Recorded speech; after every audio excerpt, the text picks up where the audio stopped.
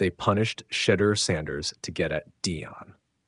When the Cleveland Browns slid to the 5th round of the 2025 NFL Draft and came away with Colorado product Shedeur Sanders at pick number 144, the football world collectively blinked.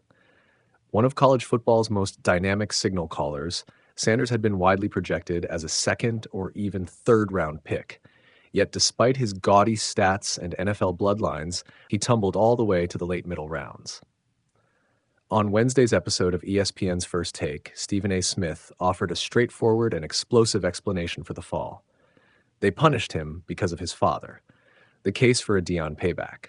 Smith's thesis is simple. In his own words, open quote, "So much of what happened to Shedeur Sanders at draft day, to drop to the 144th pick when initially he was projected to be top 2 or 3 among quarterbacks, that was a slight. Those were people hell-bent on making sure Deion Sanders didn't get his way, and they punished his son to punish him," close quote, Bob. Smith went on to characterize the fall not as the result of any evaluative concern over the younger Sanders' arm strength, scheme fit, or intangibles, but as a targeted stunt by executives who bristled at Coach Prime's outsized personality and national profile. According to Smith, universally inside league circles, they watched the interviews, they saw the way Deion Sanders was speaking, and decided to take shots at the father by letting his son slip. What we know. Pre-draft projections. Shedeur Sanders, fresh off a season at Colorado in which he exhibited pro-ready size, accuracy, and mobility, was widely mocked as a mid-round pick. Some evaluators placed him as high as the late 2nd or 3rd round, citing his production, leadership, and pedigree. Fall through the board. 11 teams drafted signal callers ahead of Sanders. More than half of the NFL's roster-building franchises passed on him multiple times.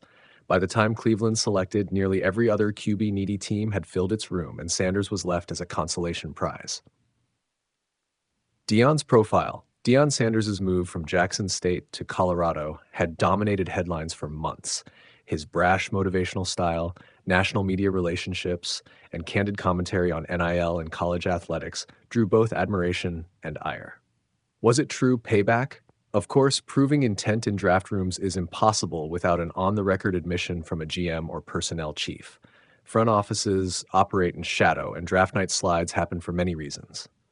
Perceived flaws in mechanics, questions about system fit, even off-field concerns. But Smith's argument resonates in a few ways. 1. Interview perceptions. Teams place heavy weight on how a prospect and his representatives present themselves on the pre-draft circuit. Deion's self-assured media tour may have distracted from Shedeur's individual evaluation. 2. He's not tall enough. The prototypical NFL QB stands 6'2" or taller. At roughly 5'10", Sanders needed overwhelming tape to overcome that shortfall. A handful of execs doubt that short passers can see and spray the field consistently. 3. Narrative backlash. In the hyper-competitive world of talent evaluation, any perceived overhype, especially one driven by a celebrity parent, can provoke a conscious or unconscious backlash. Even if we accept that a Deion factor played a role, it's equally true that Shedeur Sanders carries the on-field resume to justify a much earlier selection. His command of play action, split-zone successes at Colorado, and his family's history of elite athleticism all suggested he was ready to challenge for a roster spot from day one. Browns coach Kevin Stefanski's cryptic depth chart signals on Thursday. Reporters asked head coach Kevin Stefanski whether the camp rep breakdown reflected any lingering skepticism or punishment of Sanders. His answer was characteristically tight-lipped, open quote. I'm not going to get into specifics on the players and where they're getting reps, those type of things. He's working extremely hard. All those guys are. We're still not yet through the installation schedule. We'll continue to introduce new situational work each day, 2-minute drills, different distances, and see how they handle it. I wouldn't read too much into anything past that. Close quote. But Stefanski's refusal to address Sanders' position on the depth chart only deepened the intrigue. Limited first-team work. Through the first week of camp, Sanders was often the last quarterback called for both 7-on-7 and 11-on-11 drills. He frequently operated with the 3rd or 4th group, while veterans Joe Flacco and Kenny Pickett, and even 3rd-round pick Dylan Gabriel took the bulk of first-team snaps. Injury advantage. With Pickett sidelined by a hamstring issue, you'd expect Sanders' reps to rise. Yet Gabriel's role expanded disproportionately, fueling speculation that the coaches still view Shedeur as a developmental project.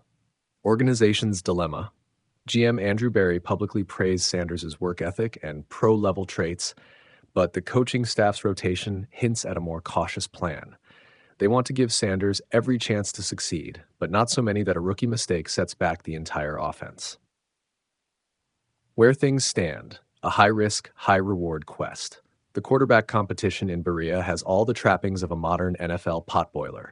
Joe Flacco, the 40-year-old veteran, steady and known quantity, looking for one last campaign to validate a storied career. Kenny Pickett, the former first-round pick with starting experience, and a near-identical bird's-eye view of where he stands in the pecking order. Dillon Gabriel, a polished UCF product with a live arm and first-day reps, creating his own legitimacy. Shedeur Sanders, the late-blooming dark horse, descended from gridiron royalty, balancing on the precipice of his NFL future. What Sanders must do next. 1. Dominate preseason game number 2, August 16. When the Browns host the Eagles, all 4 QBs will shine under the lights.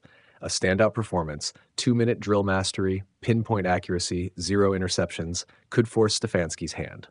2. Own the 2-minute drill. NFL coaches prize clutch time acumen. If Sanders repeatedly engineers red zone drives and clock management sequences without mental errors, the buzz will grow too loud to ignore. 3. Showball in the film room. Beyond practice fields, Sanders must quickly master the playbook. Coaches track errors in walkthroughs, and a keen study habit can vault a player up the chart. 4. Earn teammates' trust. The Browns' wide receivers and line want to see him succeed.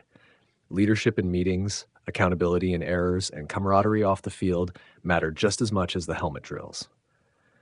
The bottom line, Stephen A. Smith's claim that teams punished Shedeur Sanders to get at Deion may never be proven beyond reasonable debate, but it underscores an undeniable truth. Shedeur's draft fall was as much about perception as it was about projection. Now, 2 months later, he has the perfect stage to rewrite the narrative. If Sanders can parlay his limited camp reps into a preseason spark, he won't simply vindicate himself. He'll put the Browns' brass on notice that their gamble has paid off. And in doing so, he may finally close the book on any lingering payback storyline, transforming what was once viewed as a cruel slight into the foundation of a breakout NFL career.